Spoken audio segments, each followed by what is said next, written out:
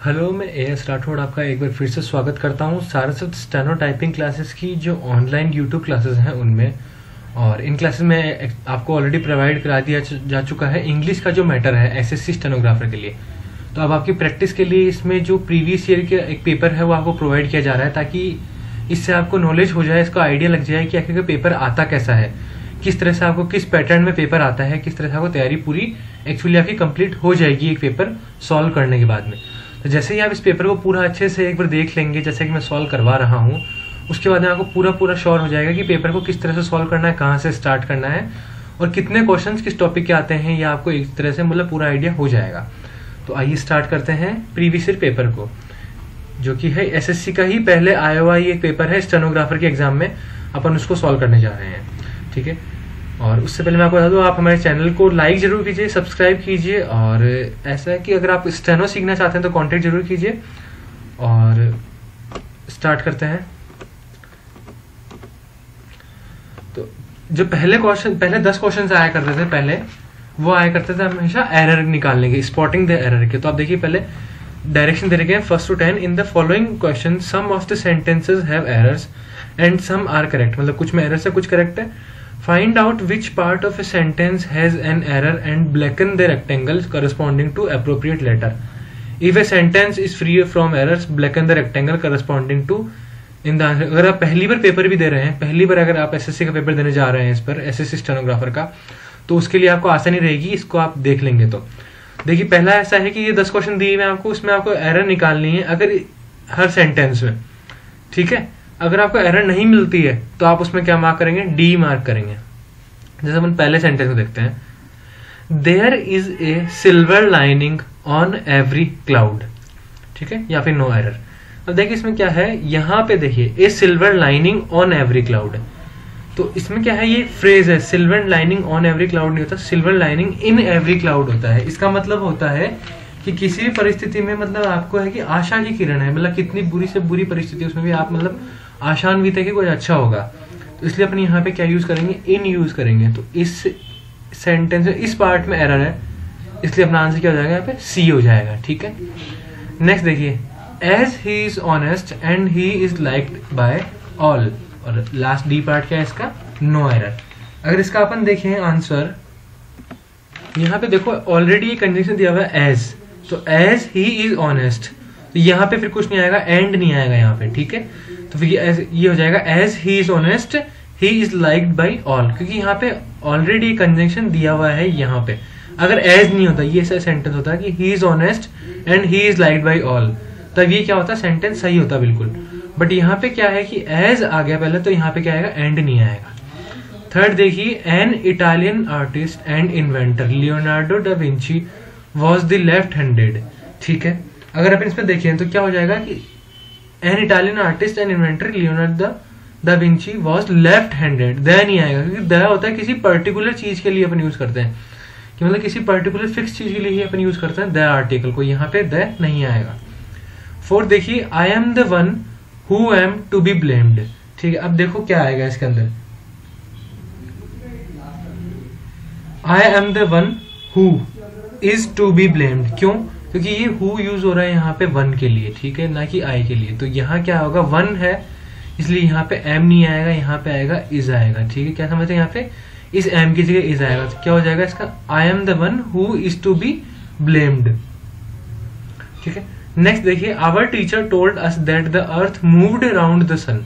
मतलब ये जो सेंटेंस है, मूव्ड अराउंड द सन में क्या है, ये यूनिवर्सल एक सेंटेंस है। मतलब क्या है कि ये सत्य वचन है। सत्य वचन हमेशा क्या होता है, जो मतलब यूनिवर्सल जो ट्रुथ होता है वो हमेशा प्रेजेंट में होता है, सिंपल प्रेजेंट में। तो क्या हो जाएगा, our teacher told us that the earth moves round the sun. मतलब क्या हो जाएगा, टेंस यहाँ पे सिंपल प्रेजेंट हो जाएगा। नेक्स्ट है, the eyes of an octopus are remarkably similar to those of a human being. ठीक है, अगर यहाँ पे देखिए अपन, इसमें कोई भी एरर नहीं है, तो the eyes of an octopus are remarkably similar to those of a human being. ये पूरा सेंटेंस ग्रामेटिकली करेक्ट है। 7 देखो, Chhatrapati Shivaji's succession as a fighter and leader is uncomparable. अब देखो यहाँ पे सक्सेशन नहीं होगा, यहाँ पे होगा सक्सेस। उनकी सक्सेस जो थी ना as a fighter and leader is incomparable. समझ में आया कि मतलब जो सक्सेस प्राप्त की, सक्सेशन का मतलब होता है किसी चीज के ऊपर फतेह नहीं, मतलब किसी चीज को एक्वायर कर लेना, वो क्या कहलाएगा, सक्सेशन कहलाएगा, ठीक है। तो यहाँ सक्सेस आएगा ना कि succession. 8th, Rajaram Mohan Roy was greatly pained when he heard the cries of widows being burnt on their husbands' pyres.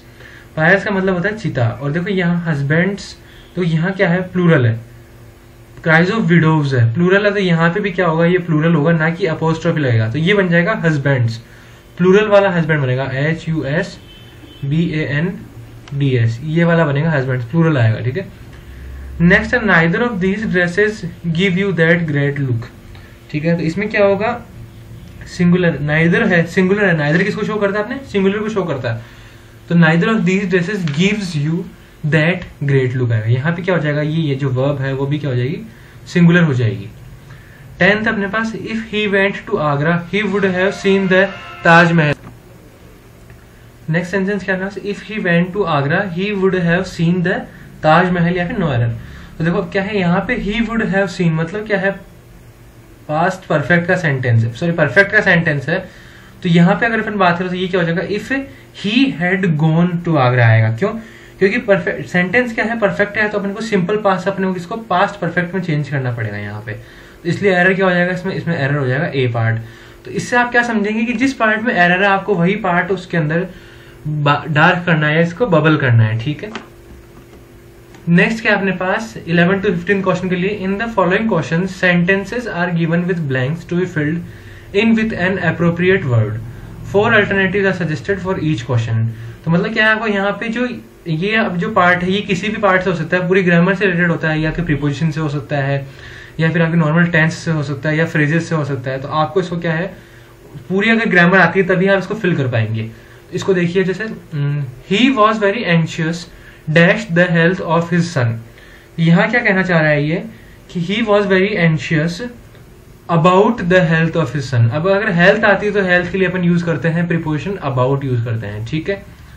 Next है मेरे पास, दे डैश हिम एडमिटेंस, मतलब उन्होंने क्या मना कर दिया, इसको रिफ्यूज कर दिया, मतलब मना ही कर दी, रिप्राइज नहीं होगा, वॉलंटियर्ड नहीं होगा, कॉन्ट्राडिक्टेड नहीं होगा, रिफ्यूज हो जाएगा। रिफ्यूज का मतलब मना करना होता है, तो दे रिफ्यूज हिम एडमिटेंस, ठीक है, अंदर आना मना कर दिया उसको, ठीक है। 13th, my brother dash a house by the sea, तो मेरा ब्रदर क्या कर रहा है, looked for, looked about, looked into, looked forward. इस सेंटेंस में क्या आएगा, my brother looked for a house by the sea, मतलब क्या कर रहा है, देख रहा था एक मकान जो कि सी के किनारे हो, तो उसके लिए अपन क्या यूज करेंगे, लुक्ड फॉर, ठीक है। 14th, I hate dash him as he always smells of garlic. अब क्या कह रहा है कि मैं उसके करीब में बैठना पसंद नहीं करता, तो करीब में बैठना पसंद नहीं करता तो उसके हो जाएगा बिसाइड।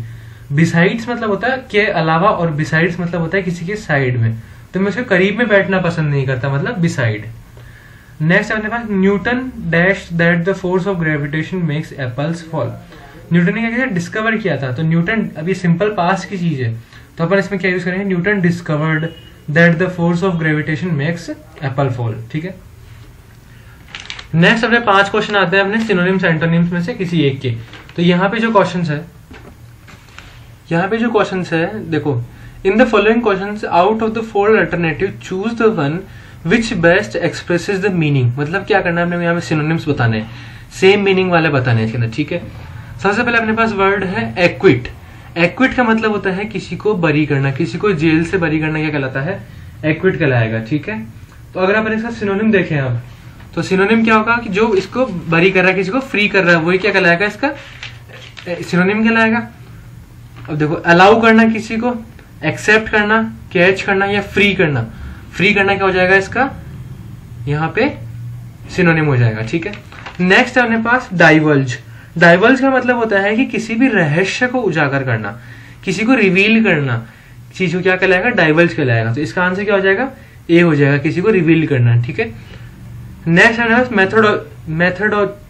मेथोडिकल। मेथोडिकल का मतलब होता है किसी भी चीज को काम करने में, मतलब बहुत सिस्टमेटिक वे से किसी काम को बहुत सिस्टमेटिक वे से करना क्या कहलाएगा, मेथोडिकल कहलाएगा।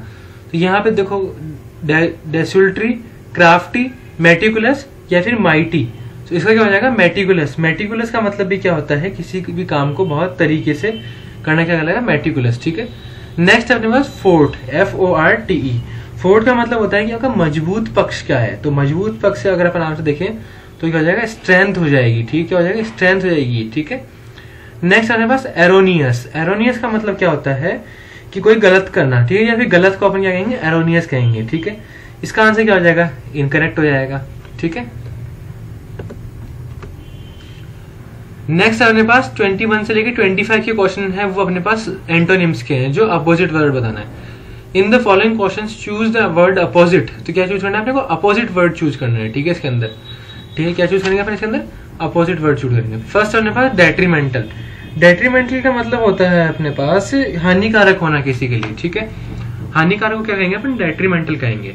तो अगर हानिकारक की अपन बात करें तो क्या हो सकता है, हार्मफुल हो सकता है, इंजीरियस हो सकता है, डिस्ट्रक्टिव हो सकता है, या बेनिफिशियल हो सकता है। तो वो अपने क्या हो जाएगा, इसका अपने को अपोजिट चूज करना है तो क्या हो जाएगा, बेनिफिशियल हो जाएगा। ठीक है। नेक्स्ट अपने पास मैडनिंग। मैडनिंग का मतलब होता है किसी को गुस्सा दिलाना। ठीक है, अपने उसका अपोजिट चूज करना है तो हो जाएगा इरिटेटिंग, अनोइंग, डिस्टर्बिंग या प्लीजिंग। किसी को शांत करना मतलब प्लीजिंग हो जाएगा। ठीक है।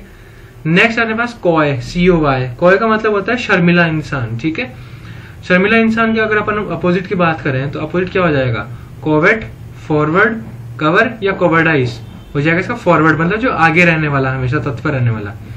नेक्स्ट अपने पास डिसीडेंस।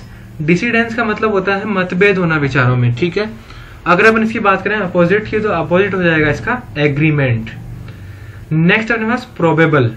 प्रोबेबल का मतलब क्या होता है कि ये हो सकता है, तो प्रोबेबिलिटी है यहाँ पे। तो अगर अपन इसके अपोजिट की बात करें तो इसका अपोजिट क्या हो जाएगा, अनलाइकली, मतलब ऐसा नहीं होगा, प्रोबेबिलिटी नहीं है, वो क्या हो जाएगा, अपोजिट हो जाएगा जस्ट का। नेक्स्ट अपने पास 26 से लेकर 30 जो क्वेश्चन आते हैं मोस्टली वो आते हैं, in the following questions 4 alternatives are given for the idiom phrase. किसके लिए दिए हुए, ईडियम फ्रेज को अपने को चुनना है। ठीक है, choose the alternative which best expresses the meaning बताना अपने को इसको। फर्स्ट अपने पास द गिफ्ट ऑफ द गैब। गिफ्ट ऑफ द गैब का मतलब होता है कि किसी के पास बोलने की जो कैपेसिटी होती है ना, अच्छी कैपेसिटी, जो ओरेटर होता है, वक्ता होता है, उसके लिए अपन क्या कहते हैं, गिफ्ट ऑफ द गैब कहते हैं। तो इसका आंसर हो जाएगा ऑरेटरी पावर। नेक्स्ट अपने पास took him to the task. मतलब क्या होता है, किसी को टास्क पे ले जाना, क्या कहलाएगा यहाँ पे, इसका मतलब क्या होता है, किसी को डांटना या फिर किसी को मतलब खरी खोटी सुनाना, क्या कहलाएगा, took him to the task, मतलब किसी को आड़े हाथों लेना। ठीक है। नेक्स्ट अपने पास to bring someone to book. To bring someone का बुक होता है कि टू बी पनिश्ड और make to account for something, मतलब किसी को किसी चीज के लिए दोषी ठहराना, क्या कहलाता है, to bring someone to book, यानी टू बी पनिश्ड, या तो आपको सजा मिल जाए, और made to account for something. Next अपने पास an eye for an eye. An eye for an eye का मतलब क्या होता है, अपने रिवेंज लेना किसी से। ठीक है, आंख के बदले आंख, मतलब जैसे ईंट के बदले ईंट होता है ना, वैसे आंख के मतलब आंख के बदले आंख दिखाना किसी को, तो रिवेंज लेना। नेक्स्ट अपने पास a dime a dozen. A dime a dozen का मतलब क्या होता है कि एनीथिंग दैट इज कॉमन, या फिर एंड इजी टू गेट, जो मतलब बहुत आसानी से मिल जाए ना, वो क्या कहलाता है, वो क्या कहलाता है, ए डाइम फॉर डजन, मतलब सस्ते भाव में, कौड़ियों के भाव में कुछ मिल जाए, क्या कहलाता है, ए डाइम ए डजन। ठीक है। नेक्स्ट क्या है अपने पास 31 से लेकर 35 तक। In the following questions the first and the last part of the sentence are numbered 1 to 6। यहाँ पे क्या करना है, आपको इसको अरेंज करना है सेंटेंस को, मतलब यहाँ पे 6 पार्ट दिए हुए हैं, और 6 में से फर्स्ट पार्ट और लास्ट जो पार्ट है वो बिल्कुल तरीके से दिया हुआ है। अब बीच के जो 4 पार्ट है आपको इनको बिल्कुल सीक्वेंस में अरेंज करना है। ठीक है, देखिए अपन पढ़ते हैं इसको पहले। In India we have seen several bird centuries. अब इसके बाद में क्या आ सकता है, देखो, where birds from both when the climatic conditions parts of the globe spends a few months. तो मुझे लग रहा है यहाँ पे सबसे पहले आएगा पी, तो यहाँ क्या हो जाएगा, where birds from both. Second है parts of the globe come,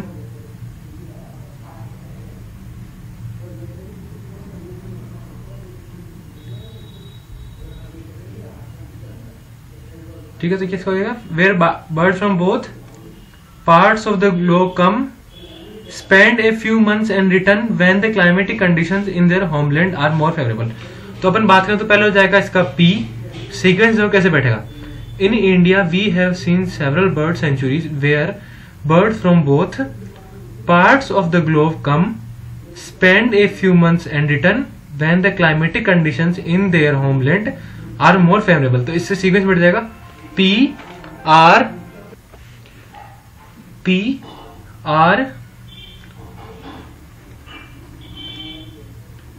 P के बाद आर, क्यू और फिर एस। तो इस हिसाब से अपने ऑप्शन क्या बैठ रहा है, ऑप्शन ए बैठ रहा है इसके अकॉर्डिंग अपने, ठीक है।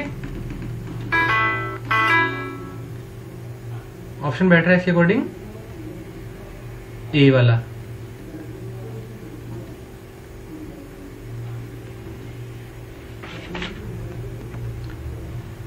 नेक्स्ट देते हैं अपने पास ऑन हियरिंग।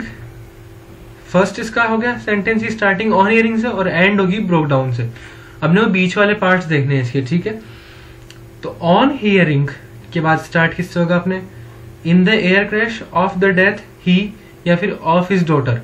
स्टार्ट करेंगे अपन इसको on hearing of the death of his daughter he in the air crash he broke down. देखो ये बन गया सेंटेंस यहां से मीनिंगफुल। तो कैसे हो जाएगा, Q S P and R. तो ये बन जाएगा अपने पास ए इसका आंसर, ठीक है। नेक्स्ट अपने पास फर्स्ट दिया हुआ है ए मैन हु और सिक्स दिया हुआ है द वैल्यू ऑफ टाइम। तो यहां से अगर स्टार्ट करें अपन ए मैन हु, अब इसमें देखें अपन तो बैठेगा हैज नॉट डिस्कवर्ड।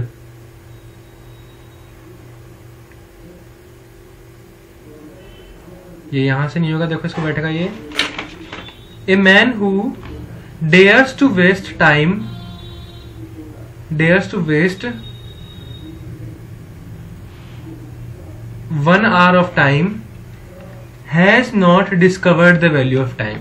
तो ऐसे क्या बैठ जाएगा, R S P and Q. इससे बैठ जाएगा अपने सी वाला ऑप्शन बैठ जाएगा, ठीक है। देखो यहां से बन रहा है a man who dares to waste 1 hour of time has not discovered the value of time। तो इससे बैठ गया ये सेंटेंस सीक्वेंस में, ठीक है। नेक्स्ट देखते हैं अपने पास फाइंडिंग नो रेमेडी। तो फर्स्ट पार्ट हो गया and always has treated me so unkindly हो गया इसका लास्ट पार्ट। अगर अपन इसको देखें कैसे बनेगा, तो finding no remedy, better to die than to live नहीं बैठेगा, फ्रॉम ए मास्टर नहीं बैठेगा, he said to himself it is better to die than to live in such a misery as I am compelled to suffer from a master who treats me and always. इसका बैठ रहा है R पहले, finding no remedy he said to himself it is better to die than to live in, किसमें live in, such a misery as I am compelled to suffer from a master who treats me and always has treated me so unkindly. तो इससे बैठ जाएगा पहले are, फिर बैठेगा P, फिर बैठेगा एस और देन क्यू। तो इसके अकॉर्डिंग आंसर बैठ जाएगा अपने सी वाला, ठीक है। नेक्स्ट अपने पास स्टार्ट, इट इज से स्टार्ट होने वाला और सिक्स्थ अपने पास to the community of women. तो अपने स्टार्ट करें इट इज से, it is the height of selfishness for man who fully appreciate in their own case the advantages of good education to deny these advantages to the community of women। समझ में आया। तो इससे क्या बैठ रहा है अपने, सबसे पहले तो कहने का मतलब क्या है, it is the height of selfishness man who fully appreciate in their own case the advantages of good education to deny these advantages to the community of women. तो मतलब बैठ जाएगा एस पी आर क्यू। समझ में आया। तो अपने को इन सेंटेंस में क्या करना होता है, इनको रीअरेंज करना होता है एक सही वे में, जिससे एक मीनिंगफुल सेंटेंस की फॉर्मेशन हो, ठीक है। नेक्स्ट अपन देखते हैं नेक्स्ट क्वेश्चन क्या कहता है अपने से। 36 to 45 जो अपने नेक्स्ट क्वेश्चन है वो अपने होंगे एक्टिव टू पैसिव वॉइस के। जरूरी नहीं कि इसी सीक्वेंस में आए, बट मोस्ट प्रोबेबली यही होता है कि 10 क्वेश्चन आपके पास एक्टिव पैसिव के आएंगे, ठीक है। अपन स्टार्ट करते हैं 36 से। 36 से someone wrote this letter in the 19th century। तो यहां से क्या होगा कि अपन सबसे पहले क्या लेंगे, इसके अंदर इसका सब्जेक्ट ऑब्जेक्ट लेंगे। तो समवन रोट दिस लेटर, तो this letter was written by someone in the 19th century, ठीक है। तो इसका आंसर क्या हो जाएगा मेरे पास, बी। अगर आपको जानना है ऐसा क्यों हुआ है तो उसके लिए आपको एक्टिव पैसिव पढ़ना पड़ेगा, और उसके लिए हमने क्लास ऑलरेडी अपलोड की हुई है इसी वेबसाइट सारे स्टेनो क्लासेस पे, और उसका लिंक आपको नीचे डिस्क्रिप्शन में मिल जाएगा। वहां से आप डायरेक्ट जो भी क्लास इंग्लिश की स्किप हुई है या पढ़ना चाहते हैं वहां से आप डायरेक्ट पढ़ सकते हैं, और फिर आप इसको पेपर सॉल्व कर सकते हैं ताकि आपको इजीली समझ में आ जाए कि ऐसा क्यों हुआ है यहाँ पे। तो इसका आंसर क्या हो जाएगा, this letter was written by someone in the 19th century. ठीक है, नेक्स्ट अपने पास the ball had been thrown by him. ठीक है, ऑलरेडी पैसिव में है, तो हैड बीन थ्रोन है मतलब पास्ट परफेक्ट, मतलब पास्ट परफेक्ट है तो इसको अपन सिंपल पास्ट में लाएंगे, तो इसका हो जाएगा ही,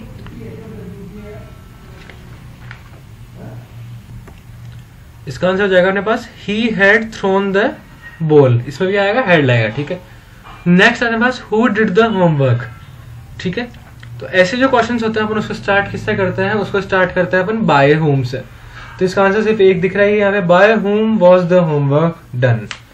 ठीक है, नेक्स्ट अपने पास who will answer the question, यहाँ पे वही है, तो इसका आंसर भी क्या हो जाएगा अपने पास, by whom will this question be answered. तो इसका आंसर यहाँ बैठ रहा है, बी बैठ रहा है इसके अकॉर्डिंग। नेक्स्ट अपने पास this little kitten was frightened by the sound of the firecrackers. ठीक है, तो इसमें क्या है यहाँ पे, फ्राइटेंडिंग है, तो इसमें अपन अगर हम देखें आंसर इसका ऑब्जेक्ट हो जाएगा the sound of the firecrackers. तो the sound of the firecrackers frightened the little kitten, ये पास्ट में ही रहेगा। ठीक है, नेक्स्ट अपने पास these cups can be played with quite safely, ये ऑलरेडी क्या है, पैसिव में है, तो इसका अपन चेंज करें अगर अपन, तो you can play with these cups quite safely, तो इसका आंसर हो जाएगा बी हो जाएगा अपने। नेक्स्ट अपने पास the old woman was knocked down by the cart, तो ये ऑलरेडी पैसिव में है, तो इसको अगर अपन एक्टिव में चेंज करें तो the cart knocked down the old woman, ये क्या हो जाएगा इसका 42 का सी हो जाएगा। People think that he is a wise man. ठीक है, तो ही अब ये क्या है, इसको चेंज करना है, तो अपने को यहां से अपन ही से स्टार्ट करेंगे, तो he is thought to be a wise man, ये हो जाएगा इसका आंसर। नेक्स्ट अपने पास when we arrived all the food had been eaten by them, जब हम वहां पहुंचे तो सारा खाना खाया, हैड ईटन है ना, when we arrived all the food had been eaten by them, तो ये ऑलरेडी है, तो इसको अपन चेंज करेंगे, तो when we arrived they had eaten all the food, मतलब ऑलरेडी पैसिव में है यहाँ पे, अब इसको एक्टिव में चेंज किया है अपन ने। ठीक है, दोनों फॉर्म में आ सकता है, एक्टिव से पैसिव भी और पैसिव से एक्टिव भी आ सकता है। ठीक है, नेक्स्ट अपने पास the civil engineer is constructing the villa, तो ये कंटिन्यूस में, तो the villa is being constructed by the civil engineer, तो इसका आंसर तो इजी है, 45 का बी हो जाएगा। ठीक है, तो ये थे एक्टिव पैसिव, आपको नॉर्मल अकॉर्डिंग टू रूल्स इनको चेंज करना है। ठीक है, और अगर आपको रूल्स नहीं पता है तो मैं फिर से बता देता हूँ, नीचे डिस्क्रिप्शन में जाके आपको लिंक मिल जाएगा एक्टिव पैसिव क्लास का, या फिर और किसी भी क्लास का टेंस जो भी आप पढ़ना चाहते हैं इंग्लिश में, वहां से आप जाके डायरेक्ट उसको पढ़ सकते हैं और फिर पेपर सॉल्व कर सकते हैं। नेक्स्ट 10 क्वेश्चन अपने पास 46 to 55, ये अपने पास है सेंटेंस इंप्रूवमेंट के। ठीक है, इनको अपन देखते हैं, देखो क्या है इसमें। क्या आता है कि यहाँ के नीचे ना मार्क की भी आती लाइन कुछ पार्ट के, या तो उसमें कुछ एरर होता है तो आपको नीचे ऑप्शन के अकॉर्डिंग उसको इंप्रूव करना है, अगर नहीं है तो फिर डी ऑप्शन लग जाएगा, नो इंप्रूवमेंट। ठीक है, पहले देखते हैं अपन, it is important that you wear a helmet when you ride a bike. यहाँ पे ऐसा हो सकता है कि you must wear a helmet, या यू ऑट टू, या यू हैव टू। इतना बड़ा कहने की बजाय अपन ये भी कह सकते हैं कि you must wear a helmet when you ride a bike, तो इसका आंसर क्या हो जाएगा ए। नेक्स्ट अपने पास the students have great awe for their teachers, मतलब क्या है यहाँ पे ऑ का मतलब होता है किसी के प्रति बहुत ज्यादा, मतलब अच्छा, एक अच्छा प्रेम होना, मतलब एक अलग तरह का। तो यहाँ पे क्या गस्टो या फिर केयरफुली डिलाइट नहीं होगा, यहाँ पे नो इंप्रूवमेंट होगा, यहाँ ऑ परफेक्ट वर्ड है, यहाँ पे इसको इंप्रूवमेंट करने की नीड नहीं है, तो यहाँ पे अपन इसमें नो इंप्रूवमेंट लगा देंगे। नेक्स्ट अपने पास having nothing better to do he began to read, तो यहाँ पे क्या है having nothing better to do, इसमें भी कोई नीड नहीं है, डूइंग की नीड नहीं है, फीलिंग की भी नीड नहीं है, गेटिंग की भी नीड नहीं है, तो नो इंप्रूवमेंट हो जाएगा यहाँ पे भी। नेक्स्ट अपने पास there is nothing quite disheartening than sickness in man, तो there is nothing as disheartening हो जाएगा, यहाँ बेटर लग रहा है, एज डिसहार्टनिंग की जगह मोर डिसहार्टनिंग और भी ज्यादा अच्छा है, यहाँ पे देखो मोर डिसहार्टनिंग ज्यादा है यहाँ पे बेटर एज की बजाय, तो यहाँ पे अपन यूज कर सकते हैं किसको, मोर डिसहार्टनिंग, तो सेंटेंस बन जाएगा this is there is nothing more disheartening, मतलब इससे ज्यादा बुरा कुछ भी नहीं है, than sickness in man. Next अपने पास you can not gain the support of the local people without being cordial to them, देखो यहाँ पढ़ते पढ़ते ही फील हो गया कि यहाँ पे कोर्डियल ही नहीं आएगा, एडजेक्टिव आएगा कोर्डियल, तो बीइंग कोर्डियल अगर है तो ठीक है, देखो बीइंग कोर्डियल टू है ऑप्शन में, तो यहाँ पे क्या हो जाएगा, बीइंग कोर्डियल हो जाएगा, ठीक है। Little he realize that he was being laughed at, तो यहाँ पे क्या हो जाएगा, लिटिल डिड ही रियलाइज्ड, क्योंकि पास्ट है तो यहाँ पे क्या होगा, यहाँ पे बी आएगा, बिल्कुल बी आएगा यहाँ पे। तो सेंटेंस में जाएगा लिटिल डिड ही रियलाइज, उसे रियलाइज किया ही था कि he was being laughed at, ठीक है। नेक्स्ट अपने पास my brother is enough smart नहीं होता टू पास एग्जाम, तो यहाँ का my brother is smart enough, ठीक है। तो यहाँ देख के आपको आइडिया लग जाएगा, यहाँ पे हो जाएगा 52 का ए। नेक्स्ट क्वेश्चन अपने पास 53, why do you want to stay for 2 days more she asked, तो यहाँ पे देखो बन सकता है कि why do you want to stay for 2 days longer, stay for 2 more days, stay for another 2 days, हो सकता है यहाँ पे इम्प्रूवमेंट अपने बैठेगा इसमें, stay for another 2 days better लग रहा है यहाँ पे इसके अकॉर्डिंग। तो why do you want to stay for another 2 days she asked. Next अपने पास our armed forces are superior to, यहाँ पे सुपीरियर के साथ हमेशा क्या लगता है, सुपीरियर के साथ टू ही लगता है, सुपीरियर के साथ और कोई वर्ड प्रीपोजिशन नहीं लगता है, सुपीरियर के साथ टू यहाँ पे फिक्स सही है, तो यहाँ पे हो जाएगा नो इम्प्रूवमेंट, ठीक है। नेक्स्ट अपने पास if there is anything positive to be found in other countries we should certainly take it, तो यहाँ पे देखो क्या है, सर्टेनली टेक इट ठीक है, गलत नहीं है, बट यहाँ पे और अच्छा हो सकता है क्या, इम्बाइब, इम्बाइब मतलब होता है किसी चीज को ग्रहण करना, तो यहाँ पे इम्बाइब क्या हो जाएगा, we should certainly imbibe it, समझ में आया, ग्रहण करना। अब जो नेक्स्ट जो अपने पास 10 क्वेश्चन है वो अपने पास है डायरेक्ट टू इनडायरेक्ट चेंज करने के, ठीक है।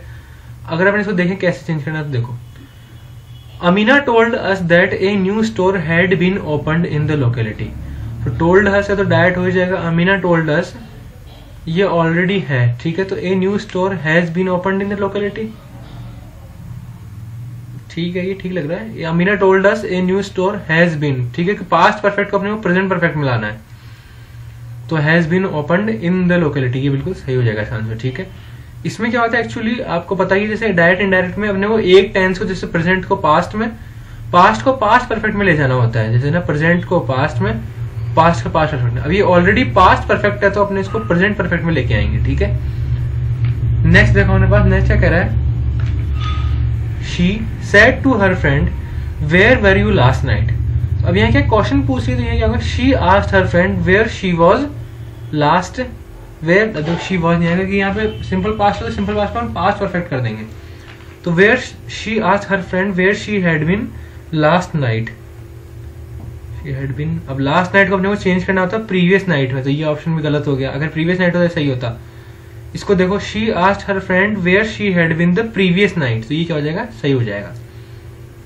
नेक्स्ट अपने पास many happy returns of the day we said, तो जब भी ऐसे किसी के लिए प्रेयर करना या फिर किसी को विश करना, ऐसे जब भी सेंटेंस है ना तो उसका आंसर कुछ अलग ही होता है, जैसे इस सेंटेंस का आंसर होगा ये वाला, we greeted him on his birthday, इसके लिए अलग से ही बनता है कुछ, तो इसको आपको मान के चलना है कि जब भी ऐसा सेंटेंस, और 1-2 सेंटेंस आते ही हैं ऐसे एग्जाम में, तो जब भी ऐसा है तो आपको क्या करना है, इसको नॉर्मल से थोड़ा सा लीक से हट के कुछ इसमें आंसर लगाने की कोशिश करना।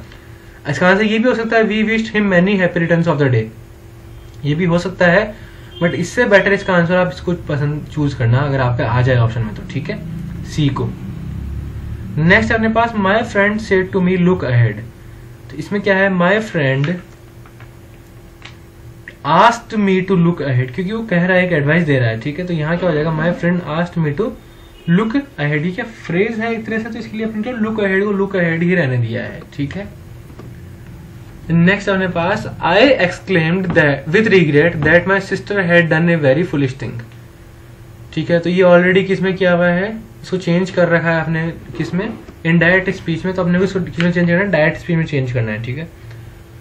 इसको देखिए अपन, what a foolish thing you have done my sister said to me, ये तो हो ही नहीं सकता, मैंने अपनी सिस्टर से कहा है, तो इसका आंसर हो जाएगा what a foolish thing my sister has done I said regretfully, इसका आंसर क्या हो जाएगा, सबसे बेस्ट इसमें सुटेबल यही बैठ रहा है, ठीक है। नेक्स्ट अपने पास Farhan asked me did you meet Sareen, तो Farhan asked me whether I had नहीं, वेदर फरहान सरीन, आए तो आएगा नहीं। फरहाना सरीन को पूछा तो Farhana Sareen if she had me आएगा। फरहान आस्ट मी, ठीक है मी है ना यहाँ पे तो मी आ जाएगा इसके कारण ये वाला। Whether I had met Sarin did you met, ठीक है ये वाला इसका आंसर हो जाएगा बी, क्योंकि पास्ट है तो इसको अपन किसमें चेंज कर देंगे, हैड लगा के इसको पास्ट परफेक्ट में, ठीक है। नेक्स्ट अपने पास the teacher told his students that they should do homework.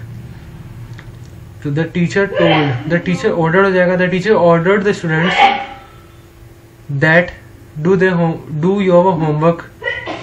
तो इसका आंसर क्या हो जाएगा 62 का सी। नेक्स्ट अपने पास thank you I said to the stranger. तो हो जाएगा इसका नॉर्मल। देखो यहाँ पे क्या है, एक तरह से किसी को बेट कर रहा है तो यहाँ पे भी जैसे वो पहले सेंटेंस आया था उसके जैसे हो जाएगा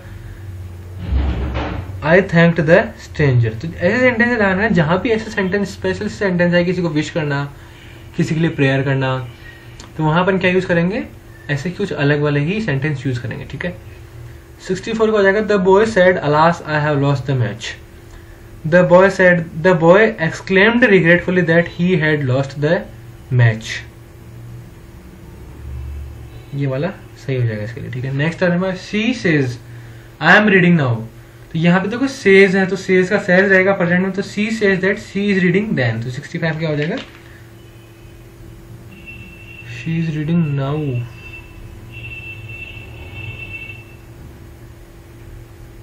प्रेजेंट में इसलिए अपन इसको यहाँ पे देन को भी चेंज नहीं कर रहे हैं, यहाँ पे इसको अपन नाउ ही रखेंगे क्योंकि यहाँ पे सेड नहीं है।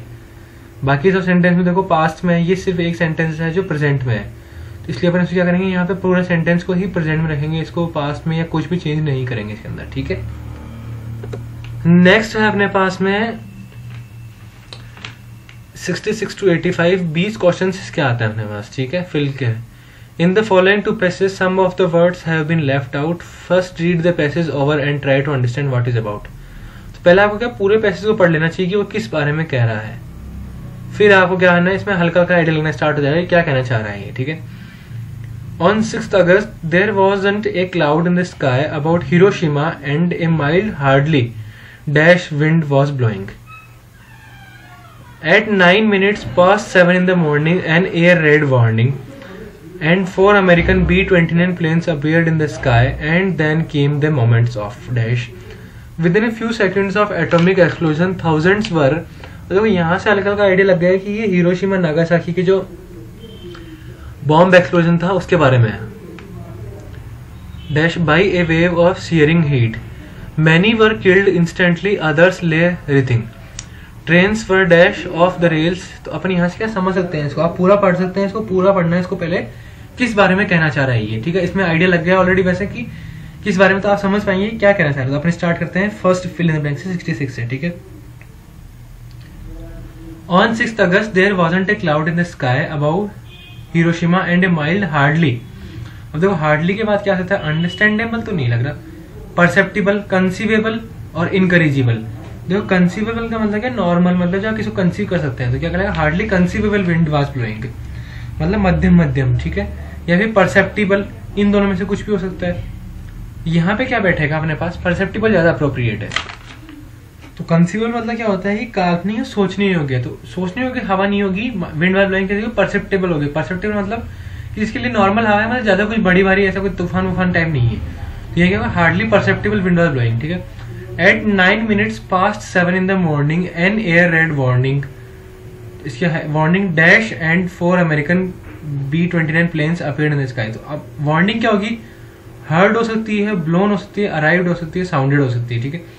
इन चार में से क्या होगी, इन चार में से होगी sounded, an air raid warning sounded and 4 American B-29 planes appeared in the sky and then came the moment of dash। Moment किसका है, मतलब क्या है कि यहाँ पे किसका मोमेंट है, रिजोल्यूशन, रिवर्बरेशन, एनिहिलेशन या फिर रिजुवेनेशन। यहाँ पे अपन यूज करेंगे वर्ड एनिहिलेशन। एनिहिलेशन का मतलब होता है विनाश, तो मोमेंट किसका आ गया, विनाश का है, ठीक है। ये सब आपको वर्ड तो समझ आएंगे जब आपने वोकेबलरी पढ़ी होगी, और वोकेबलरी के लिए भी आपको लिंक क्या है डिस्क्रिप्शन में दिया हुआ है, या फिर आप डायरेक्ट सारो स्टेनो क्लासेस के यूट्यूब पेज पे जाके AS राठौड़ सर की वोकेबलरी यानी मेरी ही वोकेबलरी को पढ़ सकते हैं, उससे आपको ये सब समझ में आएगा, ठीक है। यहाँ क्या हो जाएगा, एनिहिलेशन आएगा, विनाश, ठीक है। Came the moments of annihilation विनाश के। Within a few seconds of atomic explosion thousands were क्या होगा, फ्रोजन, टॉस्ड, स्कॉच्ड या सीव्ड। स्कॉच्ड होगा यहाँ पे, क्योंकि स्कॉच का मतलब क्या होता है कि झुलसा देने वाली आग, ठीक है। तेज गर्मी से झुलसा देने वाली आग किस है, एटॉमिक बम से, तो इसका आंसर हो जाएगा स्कॉच्ड हो जाएगा, ठीक है। Thousands were स्कॉच्ड by a wave of searing heat, मतलब गर्मी की जो हीट है वो क्या आएगा, स्कॉच्ड आएगा, ठीक है। नेक्स्ट अपने many were killed instantly, others lay writhing, trains were dash off the rails as if they were toys. तो ट्रेन्स क्या हो जाएगी, फ्लंग, स्लंग, क्लंग या फ्लू। ट्रेन्स के लिए अपन क्या यूज करेंगे, फ्लंग मतलब उड़ जाना, एक तरह से तहस नहस हो जाना, जैसे कि कोई खिलौना हो वैसे क्या होगी, इधर से उधर उड़ गई, ठीक है। Animal suffered the same fate, trees went up in flames, trees went up in flames, every living thing was in dash an attitude of indescribable suffering। तो यहाँ पे क्या 71 है, 71 का अपन देखें तो क्या बैठेगा, trees went in the every living thing was dash vivified, perturbed, orchard और पेट्रीफाइड। यहाँ पे बेस्ट बैठेगा इसके अंदर पेट्रीफाइड। देखो पेट्रीफाइड का मतलब किसी को डरा देना, तो पेट्रीफाइड का मतलब क्या होता है, किसी को डरा देना, ठीक है, क्या कहलाएगा। तो यहाँ पे क्या कहते हैं, every living thing were petrified, डर गई किसमें, in an attitude of indescribable suffering, ठीक है। Those who managed by some miracle to dash themselves out of the maze of debris of beams, bricks and grinders found themselves encircled with ring of fire. तो यहाँ देखो क्या कहना चाह रहा है कि मतलब जो बच गए थे किसमें से, बीम्स में से, कचरे में से, तो those who managed by some miracle to dash.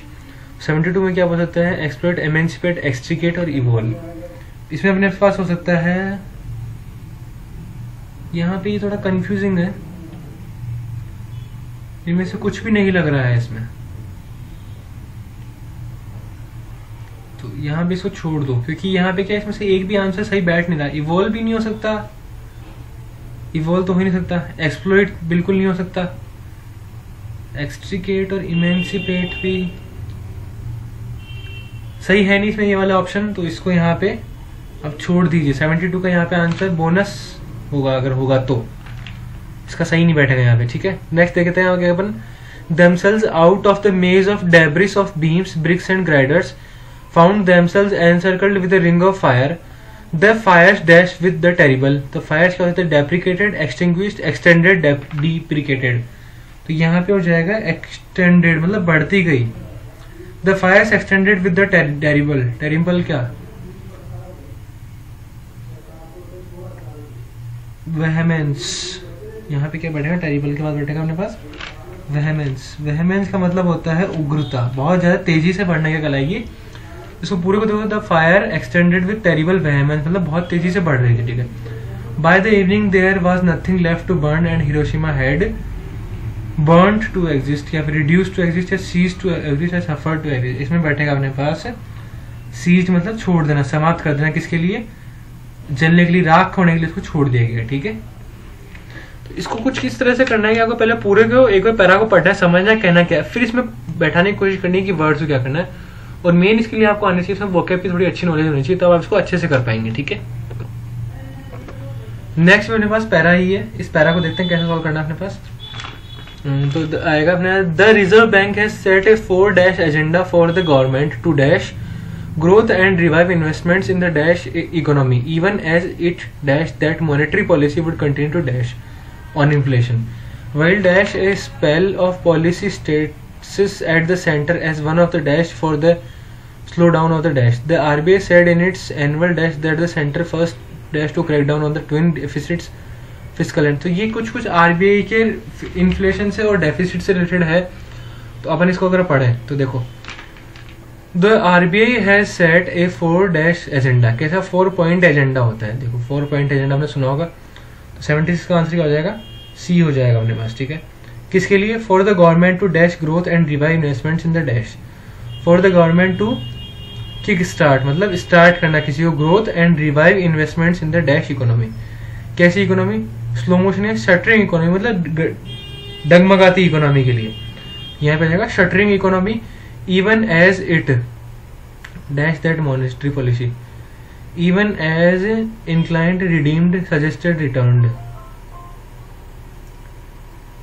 Even as it suggested that, suggest कर रहा है क्या, that monetary policy would continue to respond focus figure या फिर pressure, continue to pressure on inflation, inflation पे दे सकती है, क्योंकि यहाँ देखो कॉन्ट्रास्टिंग बात कर रहा है तो यहाँ पे प्रेशर आएगा, क्यों, फोकस नहीं कर सकता क्योंकि कॉन्ट्रास्टिंग बात कर रहा है, बढ़ेगी बावजूद किसके, तो monetary policy would continue to pressure. तो इसका आंसर क्या हो जाएगा, 80 का बी, नहीं प्रेशर नहीं बैठेगा यहाँ पे बैठेगा अपने पास B, focus, that the monetary policy would continue to focus on inflation, ठीक है समझ में, यहाँ पे focus on inflation, while dash, while shouting, shoving, scolding, flaming, while shouting a spell of policy status, while shoving आया यहाँ पे, while showing a spell of policy status at the center as one of the dash for the slowdown, तो क्या हो जाएंगे, slowdown के reasons होंगे ना, one of the reasons, तो 82 का हो जाएगा अपने पास A, for the slow down of the dash, slow down किसके, इकोनॉमी का स्लो डाउन, ठीक है, for the slow down of the economy, the RBI said in its annual report, annual क्या होती है, रिपोर्ट होती है, that the central first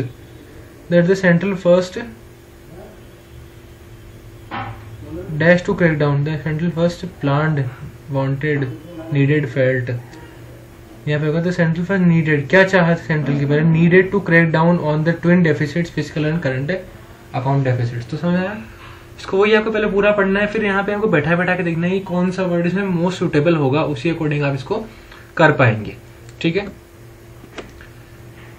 next अपने पास पैसेज, इस पैसेज में से आपको क्या करना होता है, पैसेज को पूरा पढ़ना होता है और इसमें से आपको 5 क्वेश्चन दिए हुए थे उनको आंसर करना होता है, ठीक है।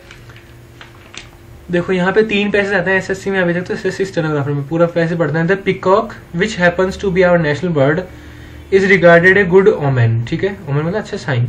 It is also considered to be vain because of its habit to draw attention to itself. Different religion see the peacock as a symbol in varied ways. In Christianity it represents the all-seeing God and is often used as a symbol of immortality. The Chinese believed that a glance from the bird could impregnate a woman. According to Hinduism, Saraswati, the goddesses of knowledge and wisdom, rides a peacock, and when god Indra transformed himself into an animal, he chose to be a peacock. In Buddhism, the peacock symbolizes purity and their feathers are used for purification ceremonies. आपको क्या करना है, पूरा paragraph पढ़ना है, पहले उसको समझना है फटाफट से क्या कहना चाह रहा है और फिर क्वेश्चन पढ़ना स्टार्ट करना है। फर्स्ट क्वेश्चन क्या करा है, the peacock is said to be a vain bird because, क्यों है वेन बर्ड, क्यों, it is the national bird of our country, it is the most colourful of birds, it attracts all focus to itself, या फिर it is considered as a symbol of good omen. देखो यहाँ था it is also considered to be vain because of its habit to draw attention to itself. तो यहाँ पे क्या हो जाएगा, it attracts all focus to itself, मतलब क्या हो जाएगा, इसका आंसर सी हो जाएगा, ठीक है। पूरा आंसर आपको इसमें से पैरा में से ही मिल जाएंगे। इमॉर्टेलिटी रेफर्स टू, इमॉर्टेलिटी मतलब क्या होता है कि जो मरे नहीं यहाँ पे, ठीक है। कुछ वर्ड्स में से आपको डायरेक्ट ही पूछ लेगा इसका मतलब क्या निकलता है, तो इमॉर्टेलिटी मतलब होता है डेथलेसनेस, जो मतलब मरे नहीं, ठीक है। नेक्स्ट वापस, अच्छा ये क्वेश्चन रिपीट है, इमॉर्टेलिटी रेफर्स टू डेथलेसनेस, ठीक है। 8th the Chinese believe that the peacock could bless there women with, यहाँ पे देखो the Chinese believe that a glance from the bird could impregnate A women, मतलब क्या कर सकता है, एक वुमेन को प्रेग्नेंट कर सकता है, ठीक है, मतलब अच्छा बेबी उसके मतलब जो है उसमें डाल सकता है, ठीक है। तो reproduction of healthy offspring, conception of babies, maintenance of fertility या ग्रोथ ऑफ फीटस। इसका आंसर हो जाएगा अपने पास में कंसेप्शन ऑफ बेबीज, मतलब बेबीज के प्रोडक्शन रिलेटेड है, क्या है, पीकॉक की एक साइट सेइंग, ठीक है। नेक्स्ट अनफर the Hindu goddesses use the peacock as, Hindu goddesses कैसे यूज करते हैं पीकॉक को, देखो according to Hinduism Saraswati the goddess of knowledge and wisdom rides a peacock and, तो कैसे यूज करते हैं, a trusted messenger, a royal throne, an ornamental bird और ए मोड ऑफ ट्रांसपोर्ट, ऐसे ट्रांसपोर्ट का यूज करते हैं, ठीक है। नेक्स्ट अनफर the Buddhist use the peacock feathers in performing, Buddhist use करते हैं ना पर प्योरिफिकेशन सेरेमनीज में यूज करते हैं, किस में यूज करते हैं, प्योरिफिकेशन सेरेमनीज, मतलब हो जाएगा अपने यहाँ पे स्पिरिचुअल सेरेमनीज, जो प्योरिफिकेशन होती है इनके लिए क्या यूज करते हैं अपन, प्योरीफाई करना किसी को, स्पिरिचुअली प्योरीफाई, क्योंकि देखो बुद्धिज्म मतलब किसी सेक्ट से रिलेटेड है तो यहाँ पे अपन क्लिनजिंग इसीलिए यूज नहीं कर सकते, यहाँ पे स्पिरिचुअल अपन सेरेमनीज यूज करेंगे, ठीक है। इसके लिए नेक्स्ट अपने पास क्या है, नेक्स्ट पैसेज 91 से लेकर 95 के क्वेश्चन के लिए, इसको अपन पूरा पढ़ते हैं।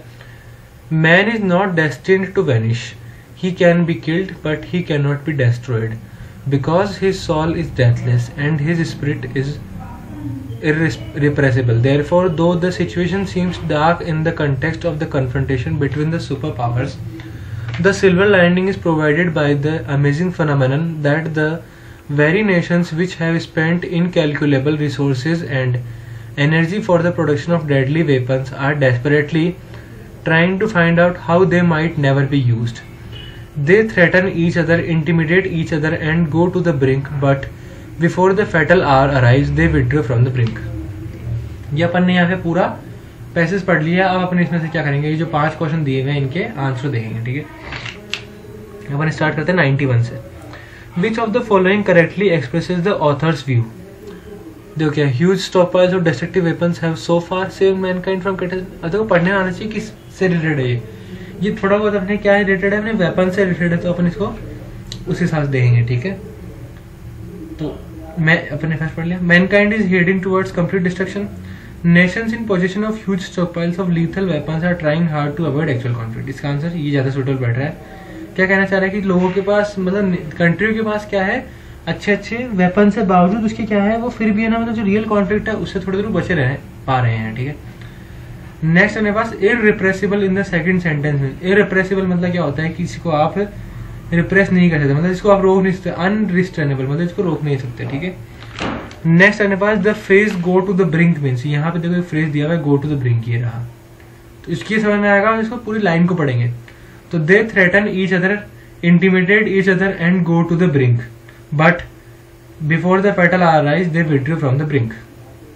गो टू द ब्रिंक का मतलब यहाँ पे अपने हो जाएगा, मतलब कि बहुत, मतलब एज तक जाना है, किसी भी चीज के एज तक जाना। तो एज तक जाना क्या हो जाएगा, declare war to each other नहीं, नेगोशिएट फॉर पीस नहीं, retreating from extreme danger, advancing to the stage of war, मतलब बहुत एडवांस तक चले जाना क्या कहलाएगा, गो टू द ब्रिंक कहलाएगा, ठीक है। The author opinions that, author की क्या ओपिनियन है, देखो, man's destiny is not fully clear visible, man safety is assured by the delicate balance of power in terms of nuclear weapon, human society will survive despite the serious threat of total annihilation.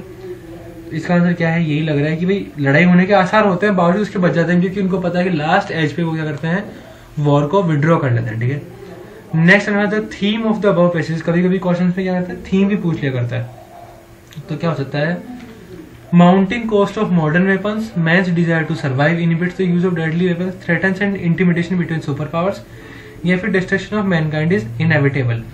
तो इसके लिए अपन more appropriate use कर सकते हैं, man's desire to survive inhibits the use of deadly weapon, मतलब इंसान जो क्या है जीना चाहता है, वो क्या उसको रोक देती है, किसके लिए, वेपन्स को यूज करने के लिए। तो ये क्या है इसका पैसेज का वो हो सकता है, ठीक है। नेक्स्ट पैसेज देखो, ये पैसेज थोड़ा सा बड़ा है पर इसको पढ़ना फिर भी पढ़ना है, 5 क्वेश्चन इसमें करना है।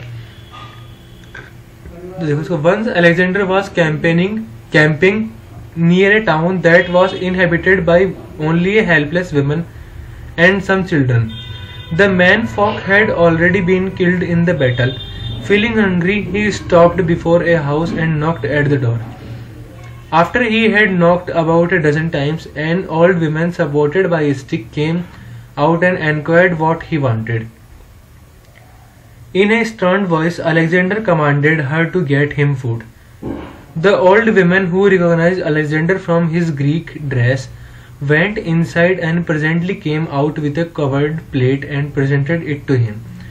When Alexander removed the cover, he found that it contained gold and jewelry. He became very angry. "You stupid woman," he said angrily. "What have you brought? Can I eat jewelry? I need only food." The old woman coolly said, "You are Alexander the Great, aren't you? I thought you ate only gold and jewelry. That is why you wander from place to place and mercilessly killed innocent people for it. If ordinary people's loaves could satisfy your hunger, surely you have enough in your own country." Alexander was taken aback by the words of the old woman. He realized his foolishness and felt ashamed of himself. The old woman then served him good food with great affection.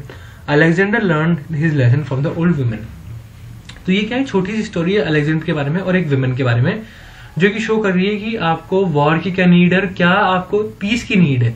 तो war और piece के बारे में वो difference बता रही है। तो आपको क्या करना है, यहाँ पे इसको अच्छे से पढ़ना है और फिर जो नीचे क्वेश्चन दिए हुए हैं उनको आपको सोल्व करना है उसी तरह से जैसे अपन ने पहले 2 किए हैं। ठीक है, तो अपन पहला क्वेश्चन पढ़ते हैं। The town had only old women and some children because the man folk. अब क्यों है ऐसा, क्योंकि आदमी कहाँ गए उसके, had been killed in the battle, आदमी कहाँ जा चुके हैं, मारे जा चुके हैं बैटल में। ठीक है, जैसा कि यहाँ दिए हुए देखो, the man folk had already been killed in the battle. जो भी आंसर होंगे ऑलरेडी पैसेज में दिए हुए होंगे। ठीक है, नेक्स्ट हमारे पास Alexander knocked at the old lady door because. Alexander ने क्यों नॉक किया, क्योंकि इसको भूख लग रही थी। देखो क्या होगा, he was hungry and wanted something to eat, तो इसका आंसर हो जाएगा ए। नेक्स्ट हमारे पास the old lady recognize Alexander from his, कैसे पहचाना उसने, hungry looks, Greek dress, commanding voice और स्टर्न वॉइस। ग्रीक ड्रेस है, देखो यहाँ दिया हुआ है। The man feeling hungry after he knocked, old women supported by stick came and the old women recognize from his Greek dress, उसने इसको Greek dress से पहचान लिया। ठीक है, नेक्स्ट हमारे पास the old lady was, old lady कौन थी, old and lame, brave and wise, angry and vindictive, rich and lived. तो वो कहती है ब्रेव थी, बहादुर थी, जिसने अलेक्जेंडर कह दिया, एंड वाइज भी थी। ठीक है, which of the following is not the meaning of stern. Stern का मतलब कौन सा नहीं होता है, देखो क्वेश्चन को पूरा पढ़ना, क्या कहना चाह रहा है वो।